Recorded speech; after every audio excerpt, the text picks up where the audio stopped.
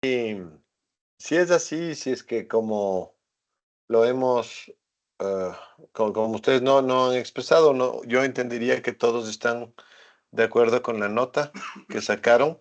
Como les decía, no es una nota que sea especialmente aportativa a la totalidad, ¿sí? No es una nota que les ponga ni en peligro ni en posición de ser promovidos inmediatamente, porque la nota eh, es de apenas representa el 10% de la totalidad de la nota que ustedes necesitan, del posible, ¿no es cierto?, que ustedes pueden sacar en la asignatura.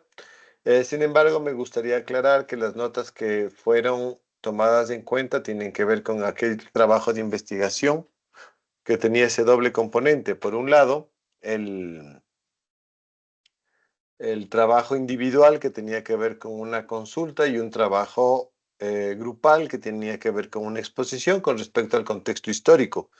Y finalmente también el resumen que ustedes desarrollaron cuando visitaron la Bienal de Arquitectura y especialmente ese trabajo que, que tenía que ver con los análisis que se habían hecho de parte de las universidades. No hay un componente todavía de asistencia porque esta primera nota no lo contempla, sino la nota final que toma en cuenta la totalidad de la asistencia de todo el semestre. Por eso no es un tema que en este caso interese ahorita. Y bueno, entonces, si es que no hay preguntas, Daniel Villarreal, ¿tienes una pregunta? Consulta, ¿me puede poner en la lista? ¿Qué pasa? Que de la computadora no me podía conectar. Por favor. Ok,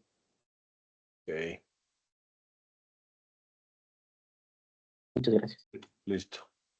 Entonces, tomando en cuenta Alguien, que, buenas tardes, perdón. Alguien, no sé si también me podría poner en lista, por favor.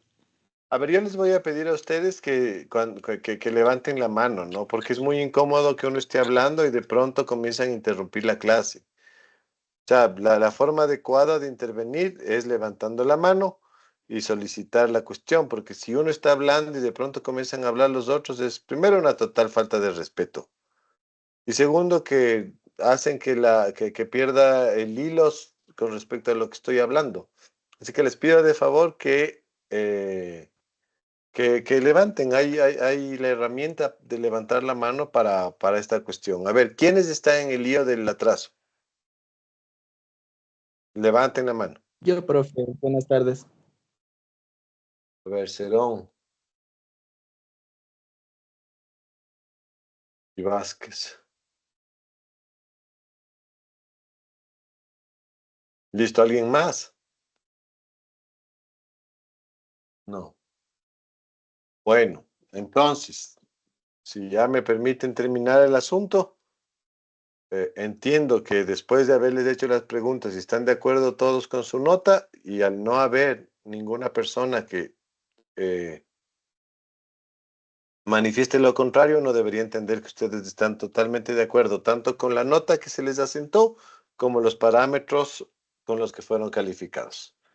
Si no hay más, voy a comenzar con la clase que tenía preparado para hoy. Nos va a tomar con seguridad esta clase y posiblemente la próxima también. Déjenme primero compartir.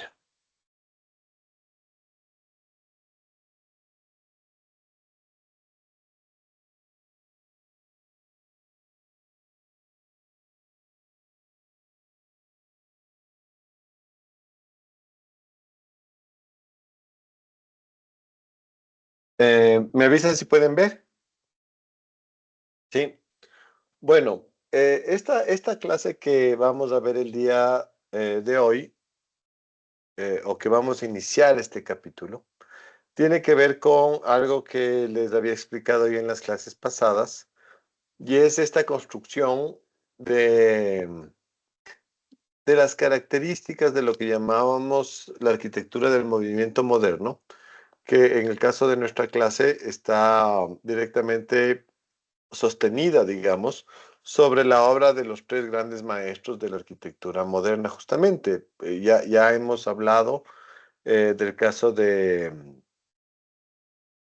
Le Corbusier, sin lugar a dudas también entran, como les dije en algún momento, no son los únicos autores, porque en realidad toda la arquitectura moderna es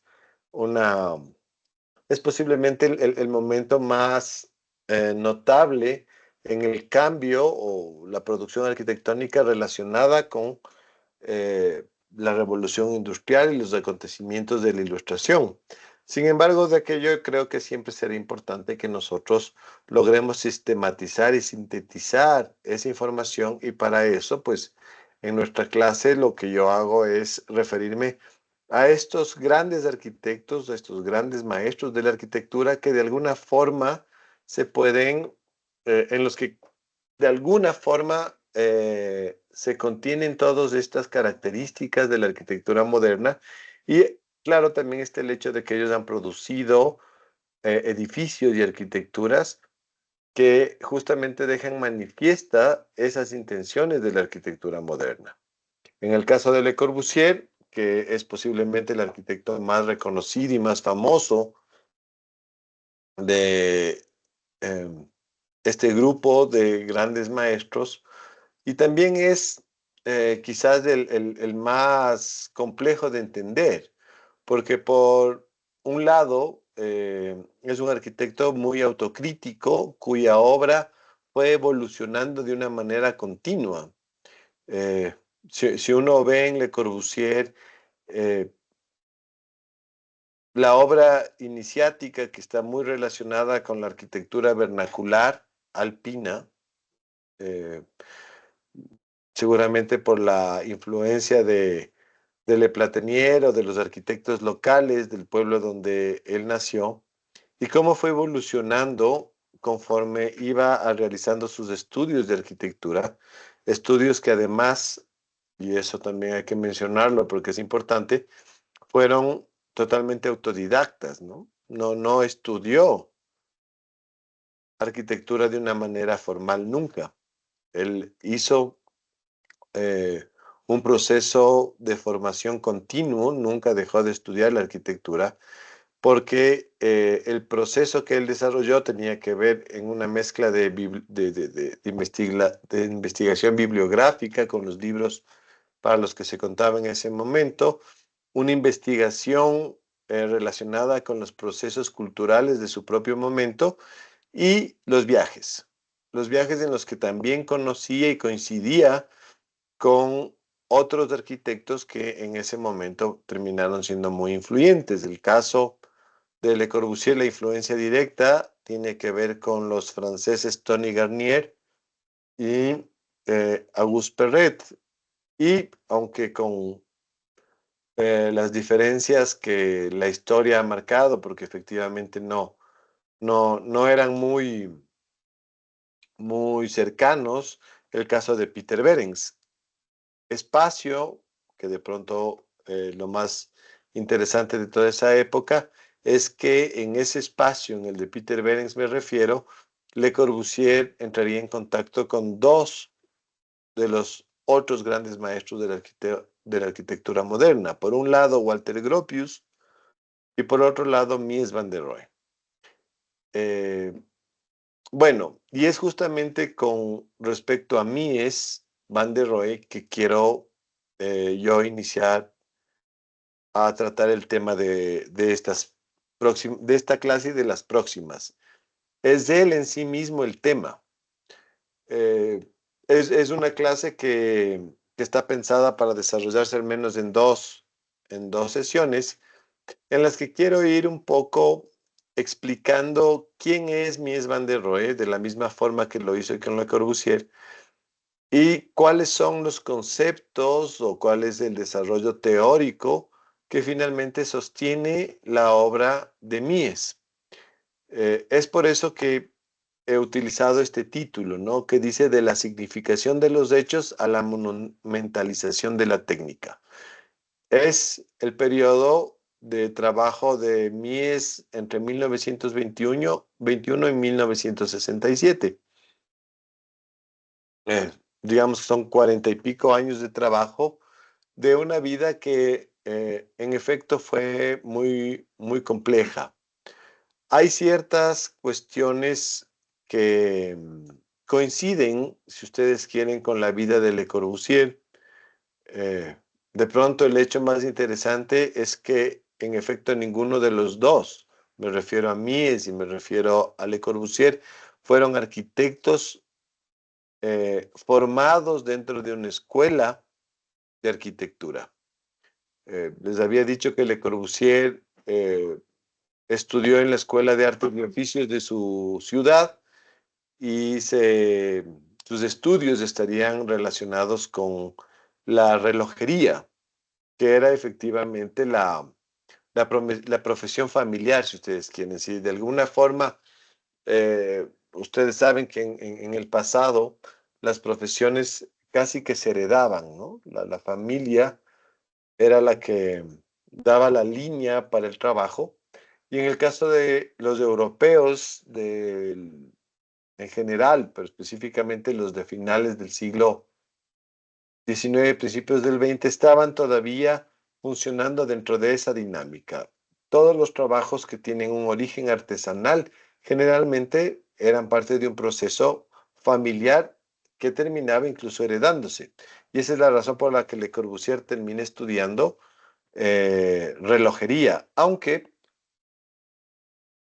se habría dependido de él con seguridad, estaríamos hablando de un artista plástico, de un pintor, porque ese era realmente el gusto que Le Corbusier tenía. Eh, Termina en la arquitectura porque su maestro de la Escuela de Artes y Oficios le insistía a él que se haga arquitecto. En el caso de Mies, tampoco pudo estudiar arquitectura e igual que su padre, eh, se comenzó a dedicar al oficio de la construcción.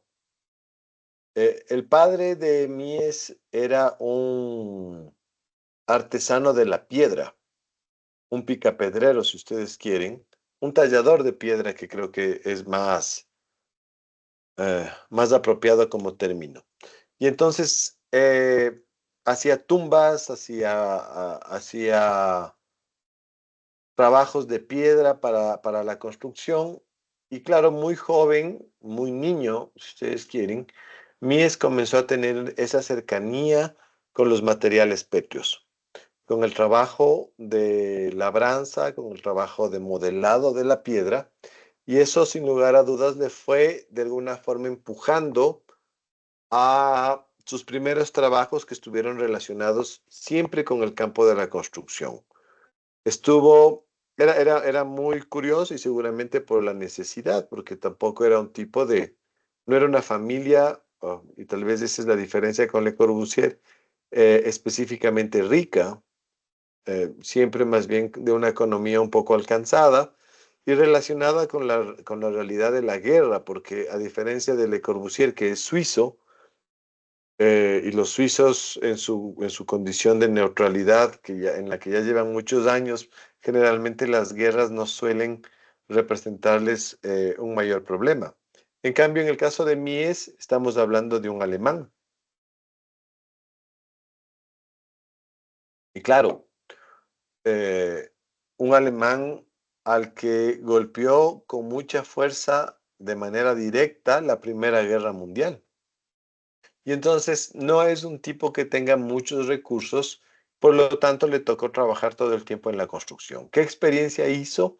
Bueno, pues la de conocer y trabajar la piedra, pero también trabajó en carpintería, ¿sí?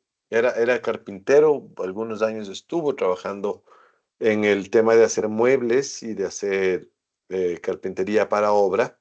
También estuvo en el campo de los acabados de construcción, especialmente los acabados de paredes, ¿no? Pintura, el tema de elaboración de molduras y la decoración típica de las paredes y de los elementos decorativos de la arquitectura. Entonces, en ese contexto, Mies van der Rohe comenzó a acercarse al campo de la construcción y a través de la propia construcción a la arquitectura. Creo que esa es una suerte de introducción. Este es del personaje ya mayor, ya es un arquitecto maduro en esta foto. De hecho, en esta imagen aparece en su oficina y aparece en el último periodo, cuando es un arquitecto ya muy famoso, muy reconocido y con sede de trabajo en los Estados Unidos. Entonces ya estamos hablando de un personaje total y absolutamente inmiscuido en la realidad de un proceso productivo capitalista que, para serles honestos, a mí a diferencia de Le Corbusier, no le incomodaba para nada, ¿sí? Le Corbusier tenía esa formación un poco socialista izquierdosa, es decir, aunque se le puede de todas formas eh, poner en duda algunas de sus visiones en el caso de Le Corbusier, pero digamos que siempre tuvo como que la idea de estar del lado político de la izquierda, del lado socialista.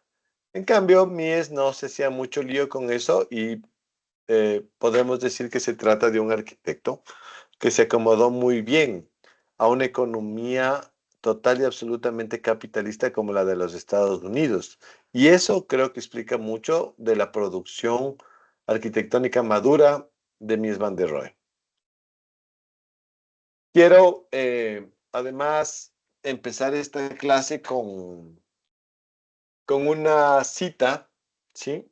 Del mismo Mies van der Rohe, pero citado por Peter Carter, un eh, teórico y crítico de la arquitectura de la revista Architectural Design, que en el año 1961 escribía lo siguiente. Dice, y leo literalmente: por entonces tenía claro que la labor de la arquitectura no era inventar formas. Intentaba comprender en qué consistía esa labor. Le pregunté a Peter Behrens, pero no pudo darme una respuesta. No se hacía esa pregunta. Otros decían, lo que construimos es arquitectura, pero no estábamos satisfechos con esa contestación. Desde que supimos que era una cuestión relativa a la verdad, intentamos descubrir lo que realmente era la verdad. Nos alegramos mucho de encontrar una definición de la verdad formulada por Santo Tomás de Aquino.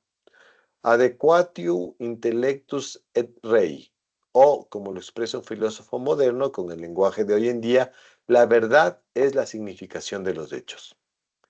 Berlage era una persona de una gran seriedad que no aceptaba nada que fuese falso. Y fue él quien dijo que no debería construirse nada que no estuviera claramente estructurado. Y Berlage hacía exactamente eso. Y lo hacía hasta tal punto que su famoso edificio de Ámsterdam, la Bolsa, tiene carácter medieval sin ser medieval. Usó el ladrillo de la manera que lo usaba la gente medieval. La idea de una construcción clara me vino allí, como uno de los fundamentos que deberíamos aceptar. Podemos hablar de ello fácilmente, pero hacerlo no es fácil. Es muy difícil atenerse a esa construcción fundamental y luego elevarla al rango de estructura. He de aclarar que en inglés se llama todo structure. En el resto de Europa no. A una casucha nosotros le llamamos casucha, no estructura. Por estructura entendemos una idea filosófica. La estructura es del todo, de arriba a abajo, hasta el último detalle, con las mismas ideas. Eso es lo que nosotros llamamos estructura. Fíjense que en este corto texto aparecen algunas de las cuestiones que son fundamentales para poder entender la obra de Mies van der Rohe. Sí, por un lado, en la primera parte nos explica cuál es la base no solamente teórica, sino filosófica de la obra de Mies, tiene que ver con lo que él llama la verdad. Y es curioso, al menos para ustedes que no estarán muy en contacto con la teoría y la filosofía de Mies van der Rohe, que el origen de su filosofía de trabajo o el componente filosófico de trabajo al que le vamos a llamar ética, ética desde el punto de vista del ethos, es decir, de los comportamientos que construyen la forma de ser de una persona, es profundamente religioso. De hecho, eh, es extraño, si ustedes quieren, es más extraño si además lo juzgamos, lo hacemos una crítica desde el hoy, ¿no? Desde la hora, que la base para la filosofía de trabajo de Mies provenga de un religioso, en este caso Santo Tomás de Aquino, que aunque filósofo, no deja de ser un religioso un religioso católico. Ya vamos a ver cuál es la razón de esa influencia. Tiene que ver obviamente por sus orígenes. En el caso de Mies estamos hablando de una familia profundamente religiosa, católica, y que además se termina de alguna forma influyendo por una serie de textos. ¿Sí? Hay un texto especialmente que se llama Las Cartas de Como, del que ya vamos a hablar después, pero fíjense eso, ¿no? A mí me parece siempre interesante que estaba obsesionado con lo verdadero, con las cosas, con la verdad como concepto. Y claro, sobre esta base ética, la de la verdad, que es casi moral, hace referencia a a una segunda influencia muy poderosa para el caso de Mies, Petrus Berlage, el arquitecto holandés o el arquitecto de flamenco holandés, ¿sí? Que construiría o que tendría la obra más interesante a finales del XIX y en las primeras décadas del siglo XX. Berlage construye un edificio que me imagino que lo vamos a ver en la presentación también, que es notable, ¿sí? Un edificio que está construido todo en ladrillo y que Berlage decide que se quede en ladrillo, que eso es de pronto lo más novedoso, porque claro, a finales del siglo XIX y en las primeras décadas del siglo XX, lo que normalmente pasaba con los edificios es que se construían, pero finalmente se acababan con una decoración, porque estamos hablando de una arquitectura en general neoclásica, sobre la base de la arquitectura clásica greco-romana. Y lo que hizo, y como lo dice aquí, lo cita Mies, dice, Berlage hizo un libro, un edificio prácticamente medieval. Primero porque utilizó ladrillo, que es un material típicamente medieval. Y segundo, dice, la técnica que usó es medieval. La forma del aparejo de ladrillo, y eso uno lo puede ver en el edificio. Y claro, no habría pasado a ningún otro lugar ese edificio, a pesar de que es muy bueno y notable, si no fuera porque Berlage decide no enlucir y no poner ningún recubrimiento sobre el edificio. Y dice, Berlage es una persona seria que no aceptaba nada que fuese falso. Y eso creo que le impresionó mucho, lo dice el propio Mies aquí, ¿no es cierto? Es lo que él quiere hacer. La construcción del edificio, con toda su técnica, con todas sus características éticas, tiene que demostrarse como es, verdadera y honesta. Claro, eso es una segunda influencia y una cosa que va a caracterizar en general la obra de Mies van der Rohe, esa honestidad material y técnica de las cosas. Finalmente, habla de la idea de construcción y esta palabra que él bien hace. Tomen en cuenta que en el año 61 Mies estaba en los Estados Unidos y ya obviamente era un angloparlante. Entonces él dice, esta construcción que finalmente produce esto que se llama una estructura y hace la diferencia porque dice en inglés la palabra se utiliza para cualquier cosa edificada. Todo edificio, por pobre que sea, es finalmente una estructura. Y dice y hace esa referencia súper clara y dice, a nosotros en Europa, dice nosotros en Europa, no llamamos a una casucha estructura, la llamamos casucha. Él dice, esto de estructura lo entendemos como una idea filosófica. Una estructura es mucho más que cualquier edificación. Es aquella edificación que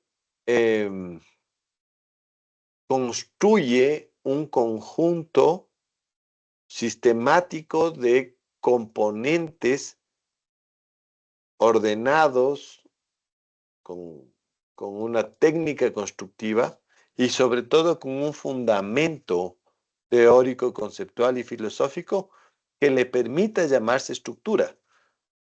Y está directamente relacionada con esa idea de Berlage y con la idea que nos dice de Santo Tomás de Aquino, la verdad y la honestidad de las cosas como deben ser hechas.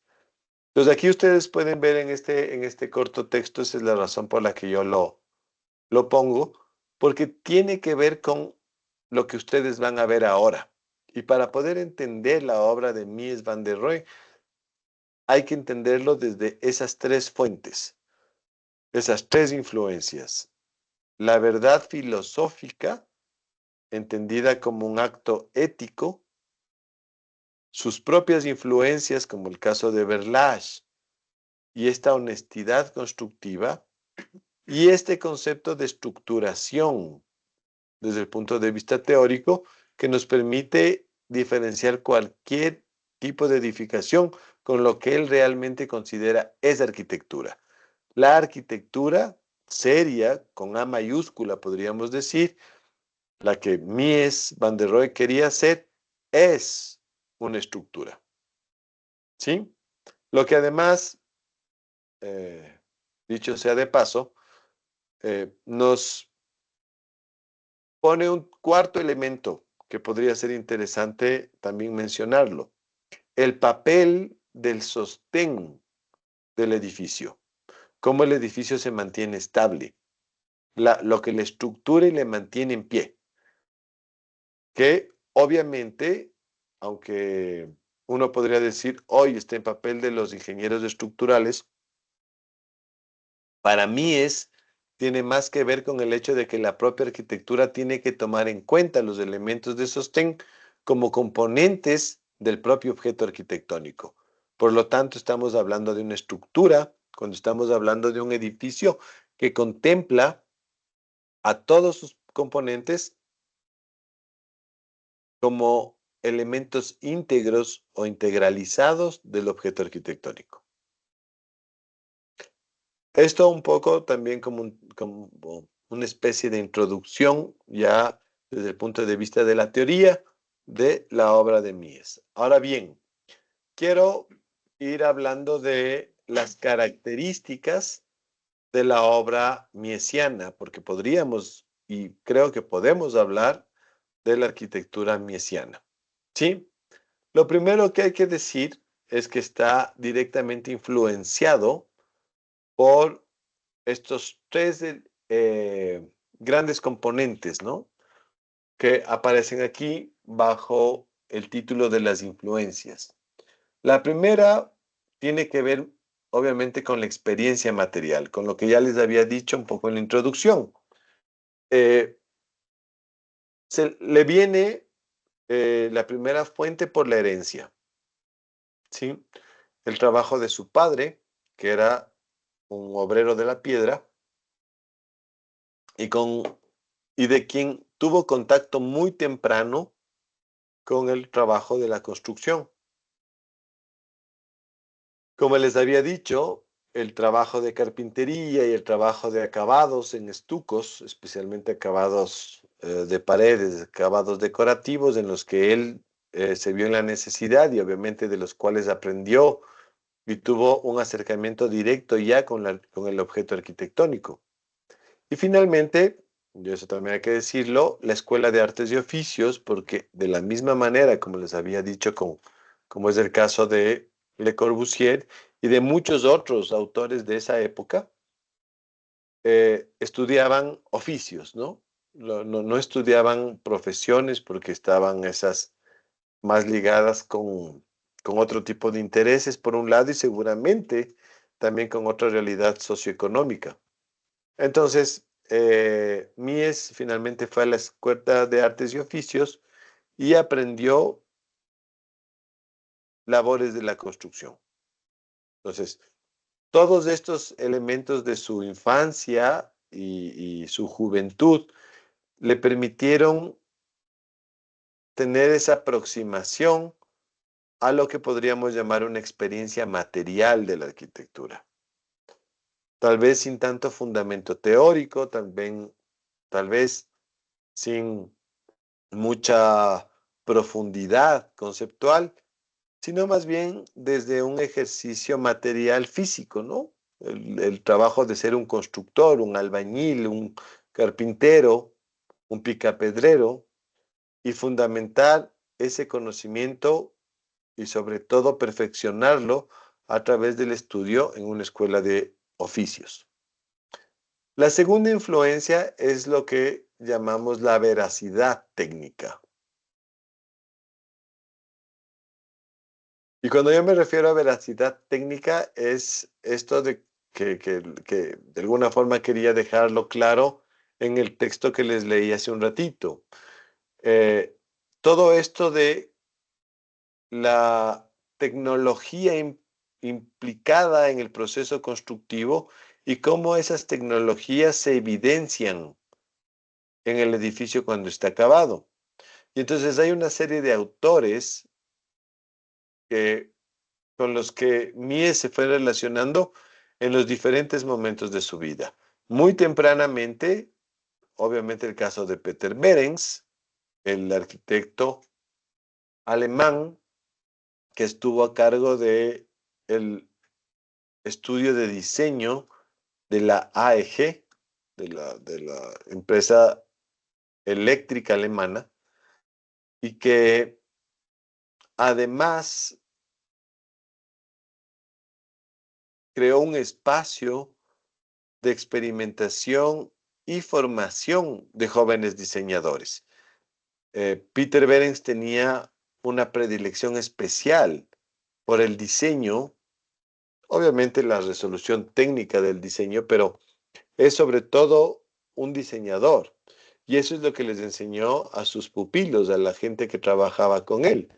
En este caso, Mies van der Rohe, Walter Gropius, entre otros, que se formaron o terminaron de formar en el taller o en el estudio de Peter Behrens.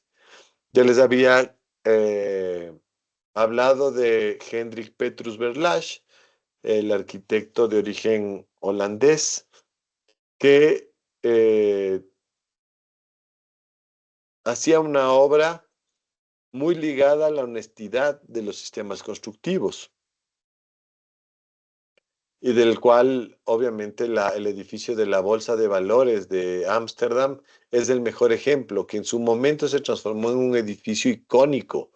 Todos los jóvenes arquitectos europeos viajaban hasta Ámsterdam para conocer este que es un edificio magnífico y que es un gran exponente de la arquitectura protomoderna de la historia, ¿no?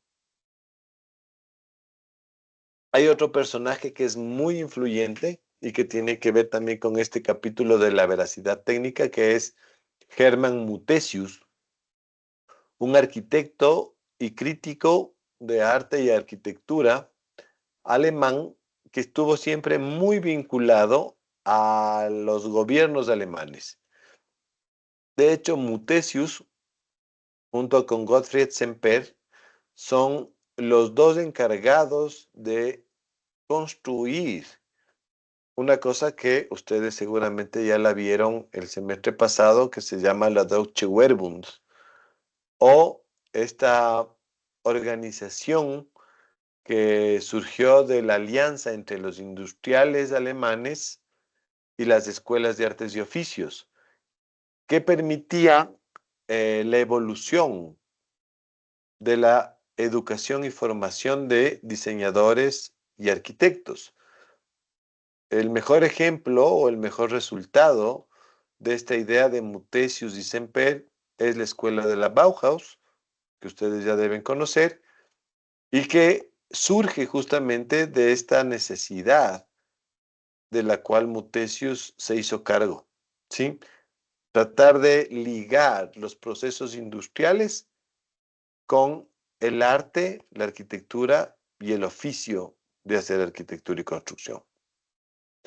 Otra influencia directamente relacionada con esta veracidad técnica es la obra de Frank Lloyd Wright, el gran arquitecto estadounidense que es un poco contemporáneo de Peter Behrens, con la diferencia de que Wright eh, hizo una obra que lo llevó a la fama de una forma eh, casi global.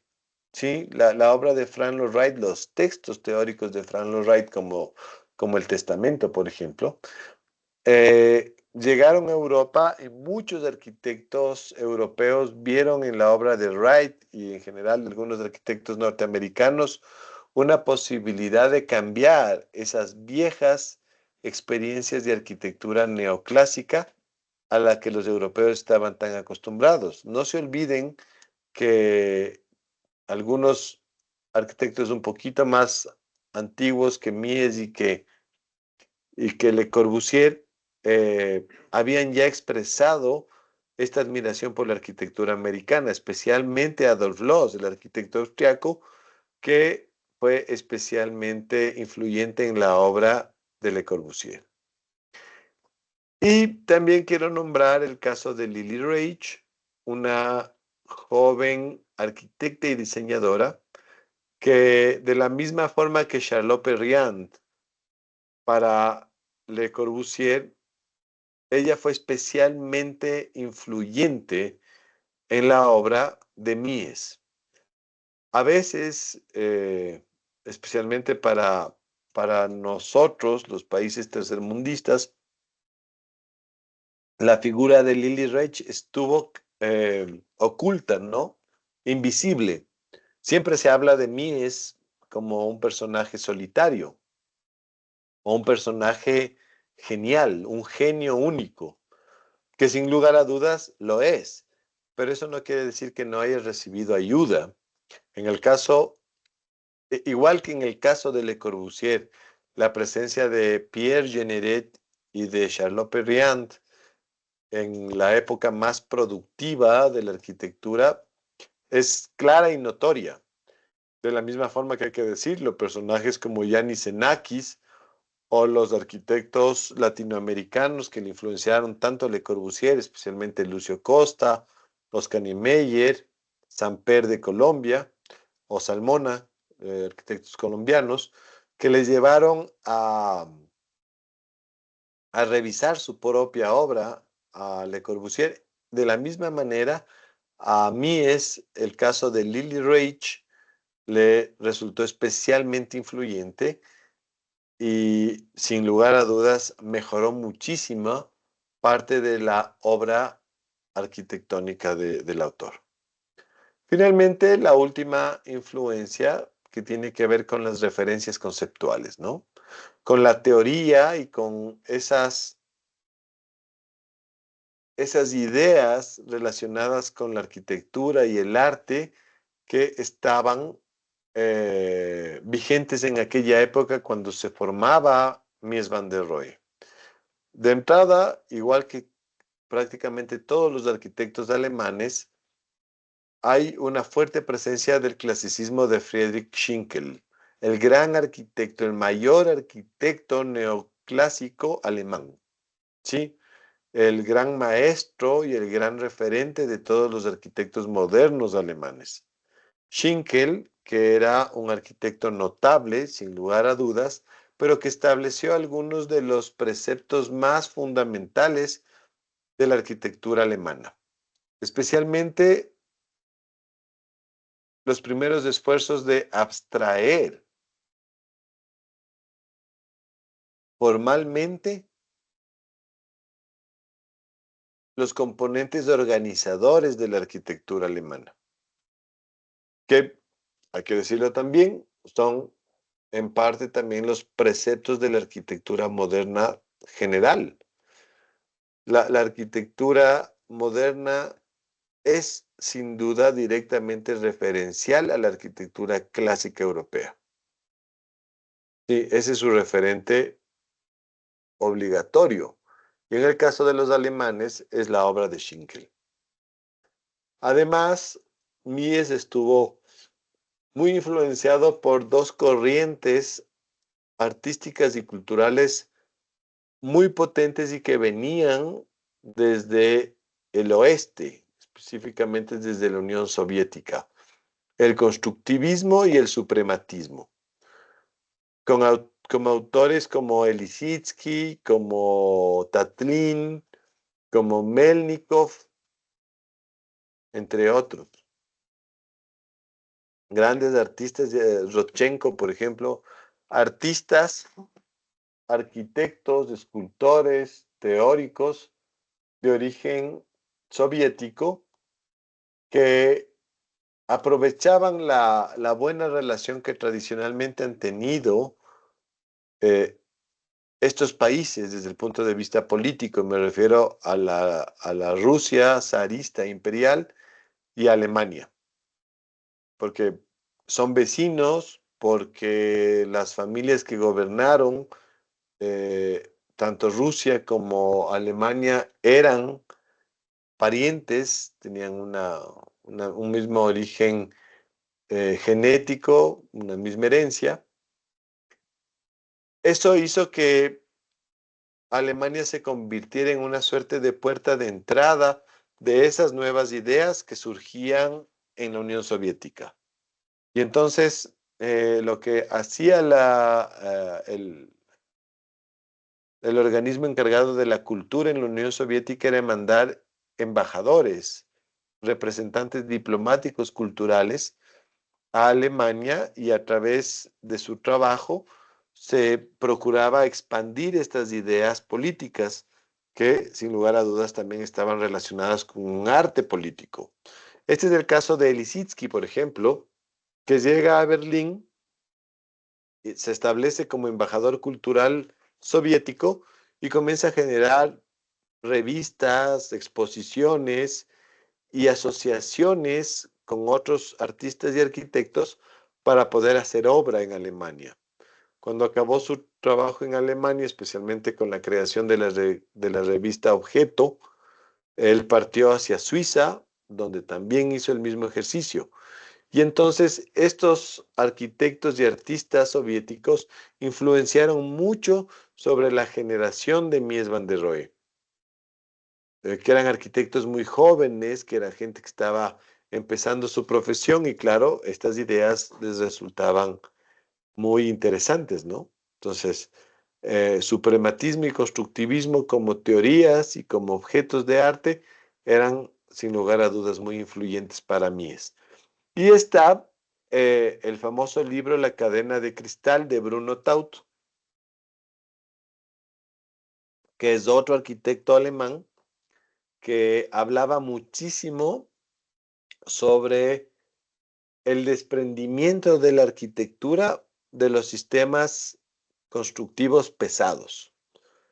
Pretendía dejar de lado los muros de piedra, la arquitectura pétrea y pesada, en favor de una arquitectura de vidrio, de cristal.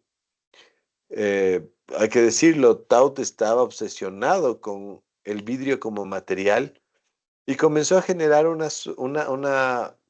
a construir unos pocos, porque no hay muchos edificios, pero sobre todo proyectos e ideas de lo que él llamaba la corona de la ciudad.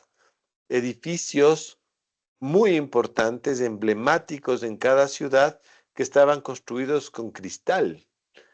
Y claro, el cristal tiene este efecto súper liviano, súper luminoso, que desde el punto de vista de Taut era hacia donde la arquitectura industrial debía ir, porque obviamente ese tipo de arquitectura implicaba un cambio de sistemas constructivos. No se puede hacer una arquitectura de cristal con estructuras de muros, por ejemplo. Y entonces viene toda la idea de involucrar elementos de acero, de hierro fundido y vidrio, ¿no? Entonces, esto también es una consecuencia obvia porque podemos ver la arquitectura Art Nouveau o la arquitectura modernista que se hacía en Francia, que se hacía en Inglaterra, que se hacía en Bélgica. Y claro, el caso de Taut es como que el representante de esas ideas en Alemania, una arquitectura mucho más ligera y dependiente de sistemas constructivos más ligeros, ¿no? Como la madera y especialmente el hierro, ¿no? ¿Cuál es el resultado de estas tres influencias? Ya hablando directamente de Mies van der Rohe. Primero, lo que ya les había dicho, la verdad de los hechos como filosofía. La búsqueda de una arquitectura verdadera que muestre la veracidad constructiva, en donde la forma de construir, de edificar y de materializar un objeto arquitectónico sea expuesta como parte del lenguaje de la arquitectura. Esto, a la larga, llevó a lo que el propio Mies denominó una arquitectura de piel y huesos. Porque lo que pasó con Mies es que poco a poco se fue interesando cada vez más en los sistemas constructivos que funcionan bajo los esquemas de piel y viga, de poste y viga, perdón, ¿sí?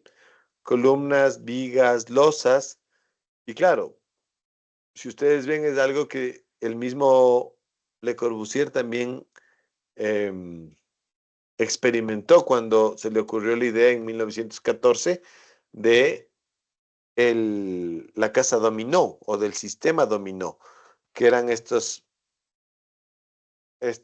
esquema de losas, columnas y escaleras prefabricadas que se juntaban. La diferencia con Mies es que él, al ver este sistema constructivo de postes y vigas, siente que hay que trabajar en un recubrimiento de la estructura pensándolo como una piel.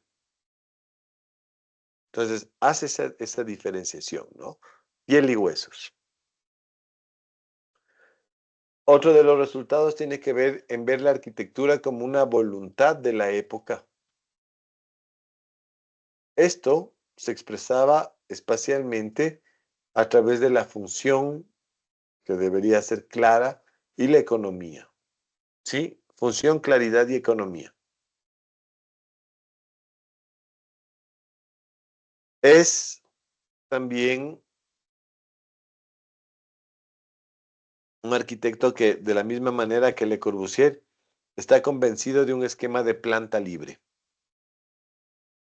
El deshacerse de lo que ellos llamaban la esclavitud de los muros. ¿Sí?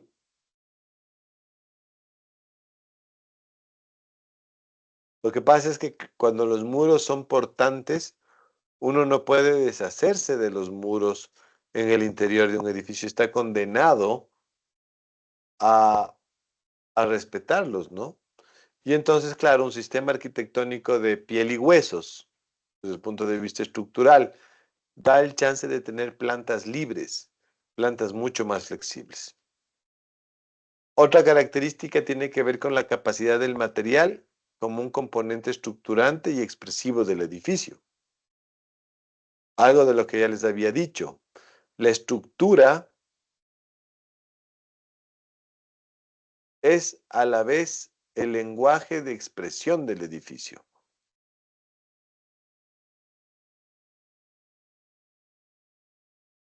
No es una cosa que se oculta. Y en eso, pues, la crítica a los arquitectos norteamericanos, ¿no? Que construían los primeros rascacielos, donde se hacían las estructuras de metal, pero se veían ocultas tras falsas fachadas de piedra o de ladrillo.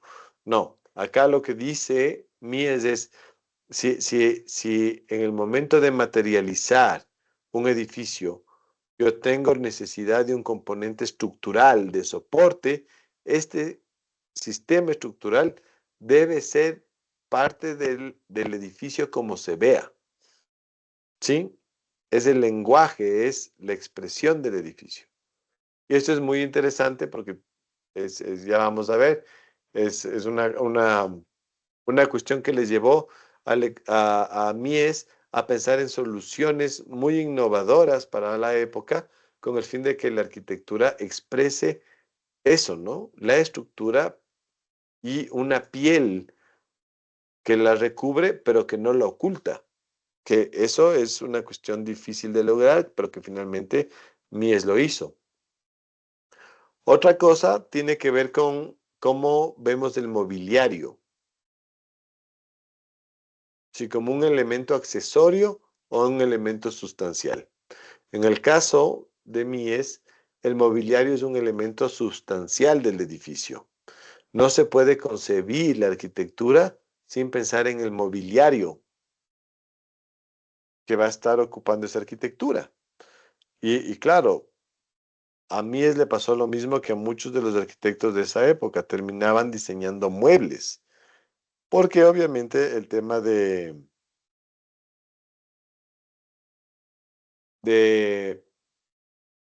el diseño de mobiliario en la época también es un trabajo comúnmente resuelto por los arquitectos.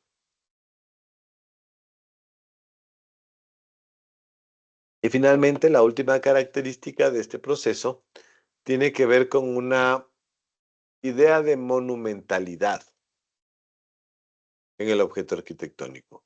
Pero no es una monumentalidad necesariamente de escala como nosotros solemos pensar o como la arquitectura normalmente se había expresado monumental hasta aquella época. Más bien es una monumentalidad idealizada a través de un valor espiritual que el edificio tiene. Y ese valor espiritual está directamente relacionado con la ética constructiva, con la verdad y cómo el edificio se ha construido y cómo ese quehacer constructivo pasa a ser parte de la arquitectura como un elemento del espíritu humano, ¿sí? Porque refleja la tradición, porque refleja el oficio, el valor artesanal que generalmente los obreros tienen cuando construyen un edificio. Entonces, todos esos elementos relacionados con el espíritu materializador del edificio son los que producen este carácter monumental de la arquitectura. Y bueno, voy a comenzar a pasar algunos de los, justamente de estas influencias y estos referentes de los que les había hablado para que pueda entenderse también algo de lo que estoy diciendo, ¿no? Esto que ustedes ven acá es el edificio, el famoso edificio de la Bolsa de Ámsterdam, construido por Hendrik Petrus Verlache, este arquitecto holandés, en el año 1903. Como ustedes pueden ver, y según lo que nos decía el propio Mies, es un edificio que en realidad tiene un carácter un poco medieval. Primero es un edificio muy pesado, ¿sí? Cuya resolución técnica está toda resuelta en este gran envolvente de ladrillo. Es un edificio hecho de ladrillo, construido íntegramente de ladrillo, y entonces nosotros podemos ver un trabajo de muchísima calidad, tanto en la selección del material, porque son ladrillos hechos de primera calidad, pero también cómo están ensamblados, ¿no? Y cómo se concibe la pared de ladrillo como no solo como envolvente, sino como estructura, porque todo este envolvente enorme y pesado de ladrillo es el soporte propio del edificio. Es también, no solamente es envoltura, sino también es de estructura. Claro, y en esta época esto le impresionó muchísimo a Mies. Él viajó a conocer el edificio y quedó muy impresionado por la solvencia técnica, lo bien construido que estaba el edificio. Otro elemento que le hace claramente medieval es la presencia de las torres, ¿no? Primero, la torre del reloj, que nos recuerda claramente a las grandes ciudades medievales, ¿no? San Gimignano, eh, Siena, Bolonia, en Italia, y donde también hay ejemplos interesantes, ¿no? En España, en la misma Holanda, en Alemania, en Francia. Estas grandes torres típicas de la arquitectura románica que fue evolucionando de a poco hasta convertirse en arquitectura gótica, la arquitectura románica de, del siglo IX y del siglo X, que poco a poco se fue convirtiendo en arquitectura gótica, cuando se reemplaza el ladrillo por la piedra y comienza a cambiar el esquema estructural. Entonces, estas grandes torres que se ven aquí, estas torres un poco más pequeñas que en realidad cumplen un papel de ser contrafuertes de la estructura. Porque ya van a ver, o sea, claro, el edificio desde afuera se ve muy pesado, ¿no? Muy contundente, con una predominancia de los sistemas estereotómicos y por lo tanto un edificio muy pegado al suelo. Pero lo que es interesante es lo que pasa por dentro, porque toda la parte interior, en cambio, está resuelta de una manera muy ligera, con una estructura de hierro y cristal. Entonces, eh, creo que esa es la cualidad más impresionante del edificio. Lastimosamente no tengo una imagen de eso porque quería hacer énfasis en el tema de la construcción del ladrillo interior, pero cuando uno ve el edificio y lo ve en corte y cuando ve las fotos interiores, uno puede notar que el edificio tiene esta aparente contradicción. Es muy pesado por fuera, pero muy liviano en el interior, especialmente en una gran sala en donde se generan las operaciones de bolsa que está recubierta de cristal con unas estructuras de hierro. ¿Ok? Bueno, eso es por un lado. Por otro lado, fíjense ustedes, esta es la casa Stern de Hermann Mutesius,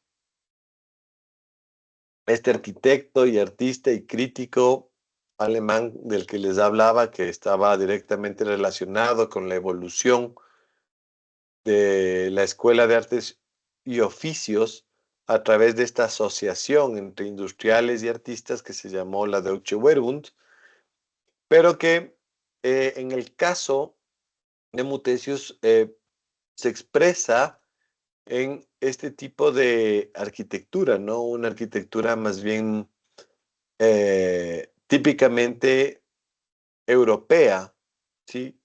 Y fíjense que recuerda mucho también, es que la experiencia y las vidas de Mies y de Le Corbusier tienen ciertos paralelos, ¿no?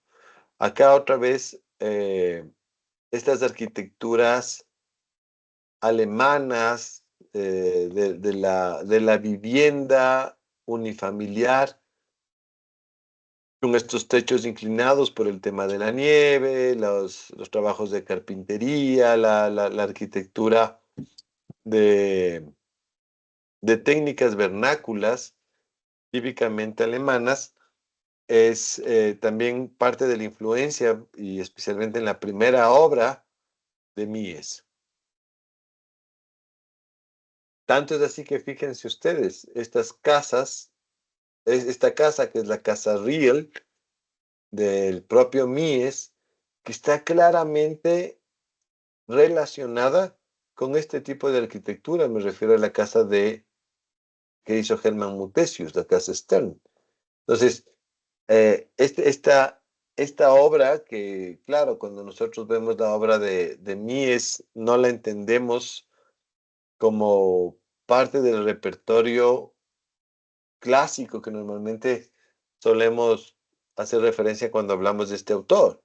Pero es la misma, lo mismo que le pasó a Le Corbusier. Acuérdense de todas las villas alpinas que hizo Le Corbusier en su ciudad natal, ¿no? Eran casitas vernáculas, casas diseñadas y construidas con los sistemas tradicionales de ese lugar. Lo mismo le pasa a Mies con la casa Riel y con otras casas que hizo en esta misma época, en donde podemos ver claramente que están directamente influenciadas con los sistemas de arquitectura vernácula de el lugar donde él vive. Que, hay que decirlo, también le aportó, ¿no? En el futuro, es cierto que las referencias formales no son notorias, pero obviamente aquí él aprendió a construir y comenzó a tener esa pasión por la construcción y por la veracidad constructiva.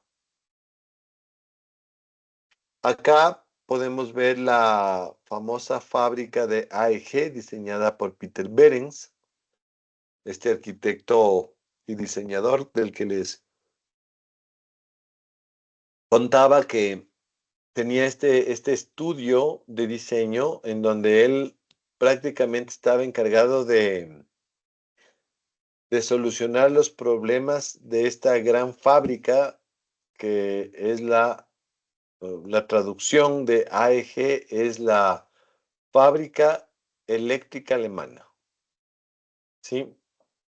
O la industria eléctrica alemana. Y entonces le contrataron a Behrens, que además era un director de una escuela de artes y oficios en Alemania, o lo que hoy conocemos como Alemania, en esa época no era todavía muy así. Y entonces Behrens comenzó a diseñar desde los carteles publicitarios, pasando por los propios artefactos eléctricos que AEG producía, hasta diseñar los edificios en los que la empresa trabajaba, ¿no? En este caso, el edificio más famoso, que es la fábrica de turbinas eléctricas y que, como ustedes pueden ver, ya comienza a mostrar ciertos componentes de evolución de una arquitectura clásica, ¿no? Todavía podemos encontrar, y aquí se pueden ver estas columnas que incluso parecen tener una suerte de capitel en la parte de arriba y recuerdan mucho a las arquitecturas neoclásicas, como las de Schinkel, pero con un grado de abstracción que les permite, obviamente, funcionar como una fábrica. Y estos grandes espacios que se llenan con ventanas vidrieras de piso techo que le permiten tener una gran iluminación hacia el interior de los edificios. Está el caso también de toda la arquitectura neoclásica que le llegaría a Mies a través del estudio de sus grandes maestros clásicos, ¿no?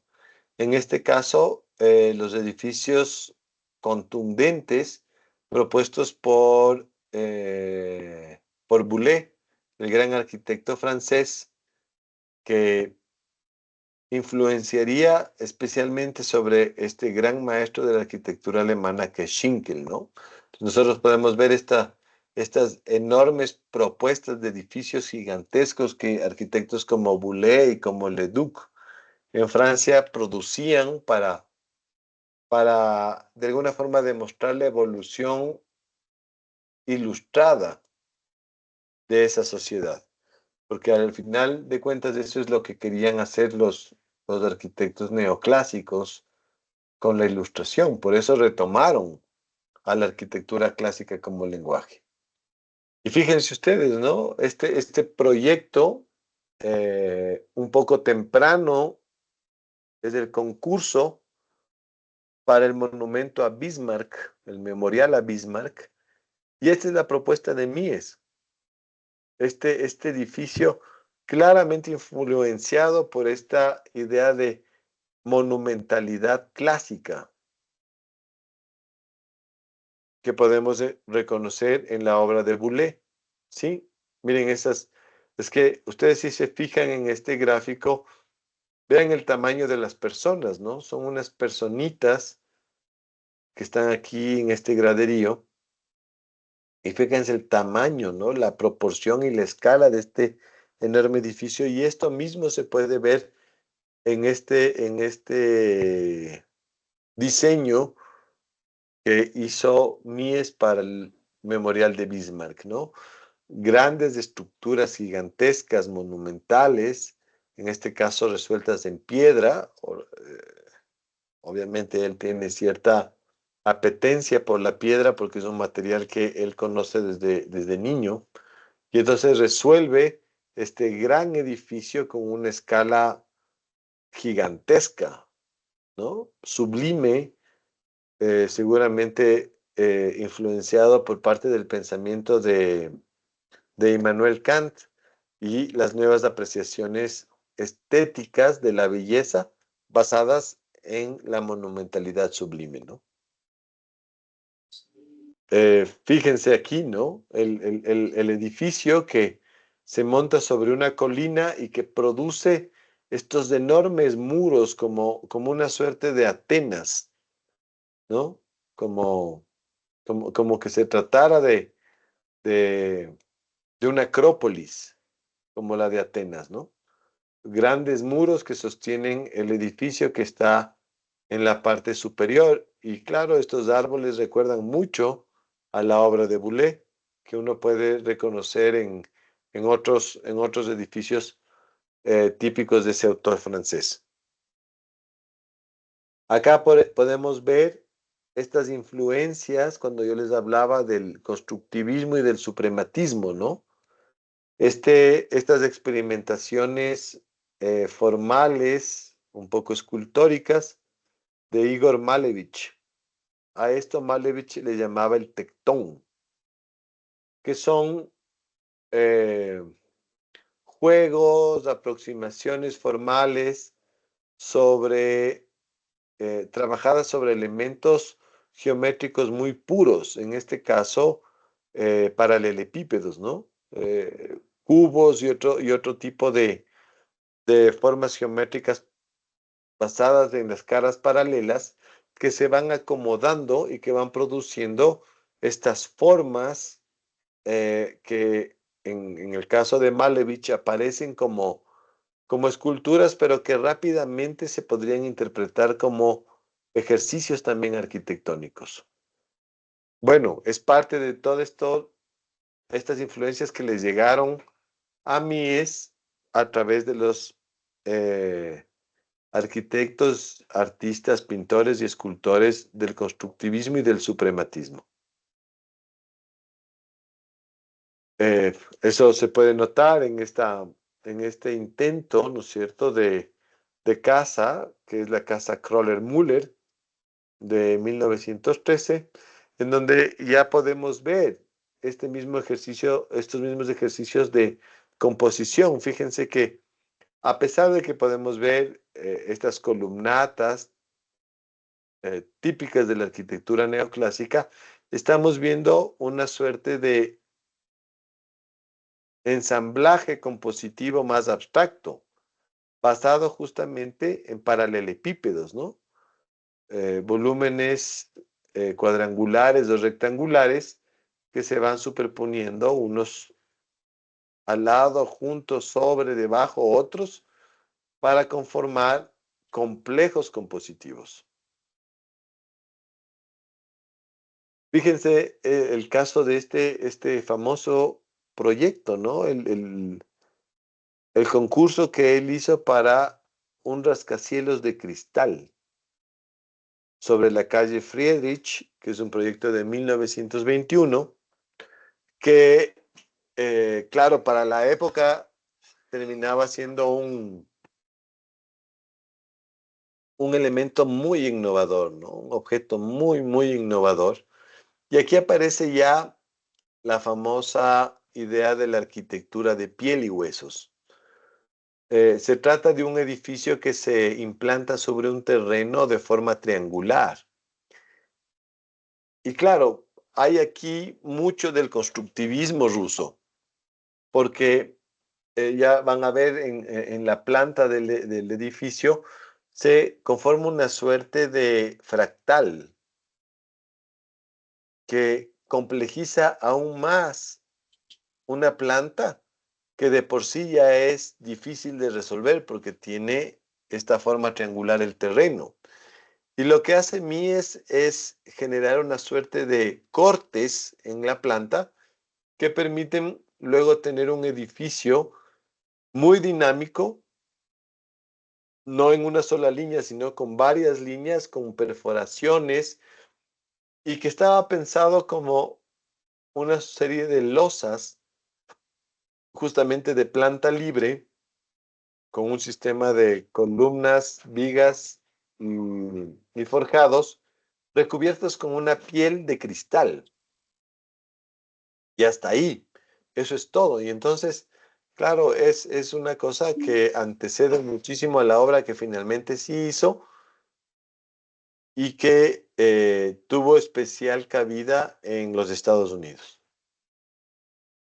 Acá vemos otras vistas haciendo uso de un esquema de representación típicamente moderno, ¿no? En este caso estamos hablando de fotomontajes, de dibujos montados sobre fotografías en el que se puede ver cómo se vería el edificio. Y también son varias opciones, digamos, de la resolución del edificio, ¿no? En este caso vemos un vidrio continuo prácticamente, haciendo una suerte de pared como un velo de cristal. En cambio, en las otras dos propuestas ya podemos ver la cierta presencia de la perfilería, ¿no? De los perfiles de sostén sobre el vidrio. Entonces, otra vez, buscando Mies seguramente una expresión técnica adecuada para el proyecto. Y nos vamos acercando de a poco a la obra, ya más, que va tomando tintes más claramente modernos, ¿no? En este caso, la Casa Wolf de 1926. Me esperan un segundito, por favor, chicos.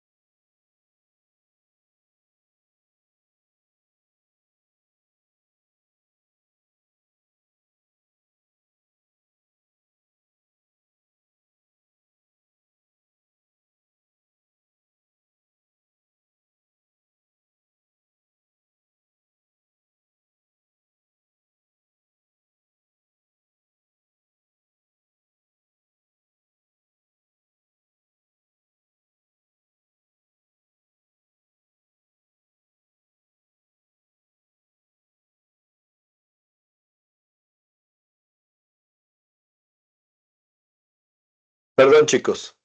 Entonces, les decía que dentro de este primer periodo de influencia que tiene Mies, comienzan a aparecer ya estos objetos que se ven claramente influenciados por todos estos elementos o componentes típicos de este nuevo contexto cultural, ¿no? En el caso de la Casa Wolf, en donde ya vemos elementos mucho más limpios, que a diferencia de, de lo que veíamos en la casa Kroller-Müller, en donde todavía quedan ciertos rezagos típicos de la composición neoclásica, especialmente en el juego de esta columnata que vemos aquí, que conecta y cierra una suerte de patio interior, pero sobre todo con el uso de estas molduras y estas decoraciones superficiales, digamos, de remate superior del edificio, ¿no?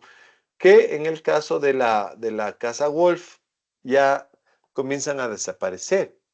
Y entonces la influencia de este elemento como el tectón de Malevich es mucho más clara, ¿no? Una arquitectura mucho más limpia. Es interesante lo que pasa en estos primeros años de los proyectos residenciales de Mies, en donde esta admiración por la obra de Berlage y sobre todo la técnica de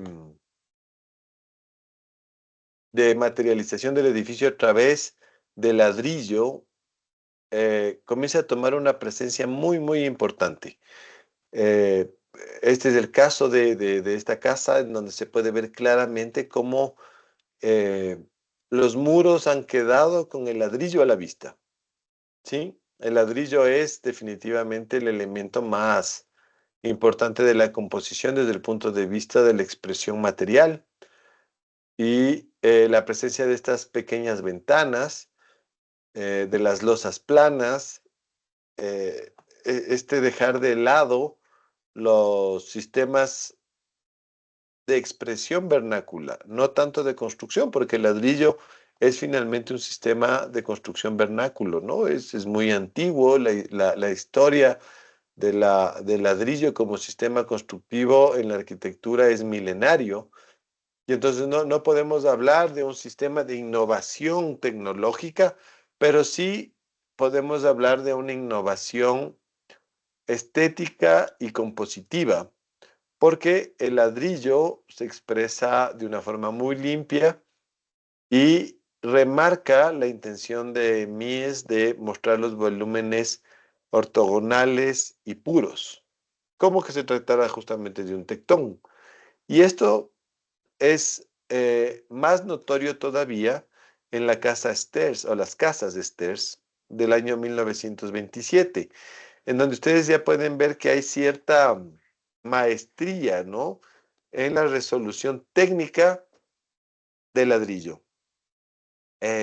Cada vez se va volviendo más limpia, más fina, más detallada, con una visión del oficio mucho más contundente en la resolución de los muros.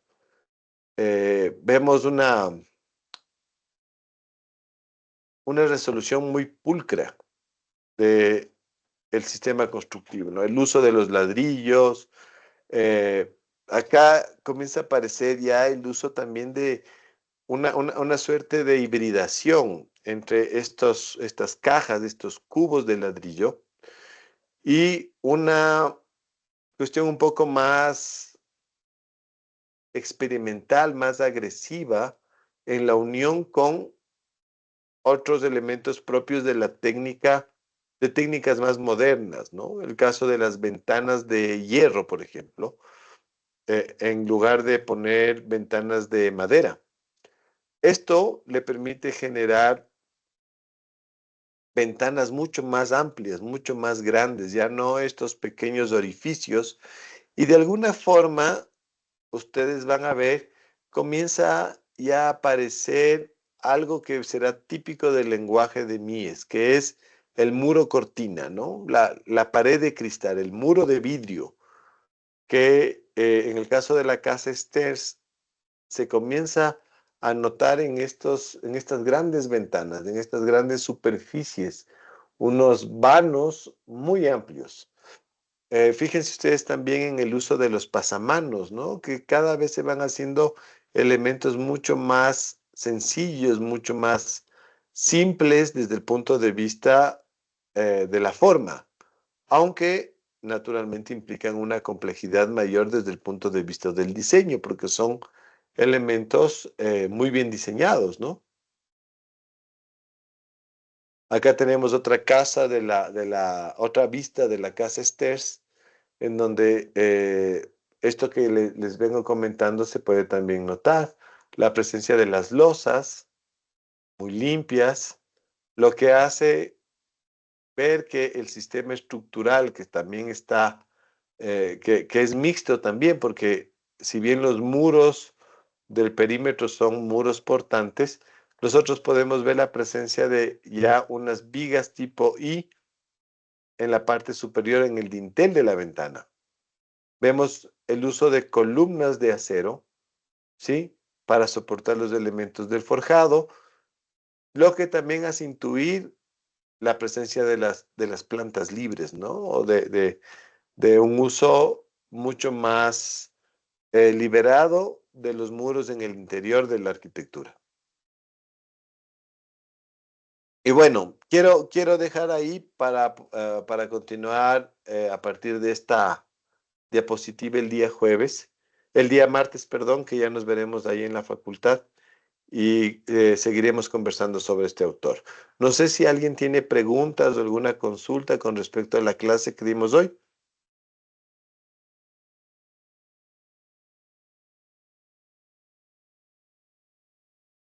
Bueno, nos vemos mañana para poder firmar los apuntes como siempre lo hacemos en la facultad, ¿ok? Anthony, ¿qué me cuentas? ¿Tienes alguna pregunta? Es eso mismo, Ararqui, para preguntarle si entregamos mañana los resúmenes. Sí, mañana nos vemos. Listo, gracias. Ya, ¿alguna otra pregunta? No. Bueno, entonces ya pueden desconectarse, chicos.